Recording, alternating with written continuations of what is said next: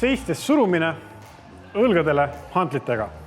Nii, võtad 2 hantlit, surud väikse kaarega siia ülesse ja kuhugi see suuni välja, et mitte ainult 90 kraadi, see on liiga vähe, vaid natukene ikka kõõrnoksin õlast madalamale. Nii. Ja üks asi veel, mida siin vaadata kindlasti, on, et kõht oleks pinges ja kann oleks pinges, et sa ei läheks siit alaseljast liiga kõveraks niimoodi, ei vajuks siit üle. Nii et pigem ürita hoida siin kann pinges, kõht pinges, surud otse ülesse. Kui õlad ei paindu nii palju, et hakkab vägisi minema kõveraks, siis võid võtta ka hantlid näiteks siukse neutraalse hoidega, äkki nii on sulle mugavam.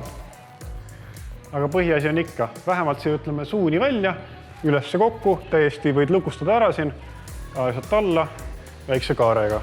Ja üleval kindlasti ürita niimoodi, et surud hantlid otse pea kohale, sest mugavam on nagu inimesel suruda siia, aga see ei ole päris õige. Et ürita suruda pea kohale, kui vähegi sul õla liikuvus seda võimaldab, aga samal ajal hoia siis kann pinges, et ei läheks alaseljast läbi.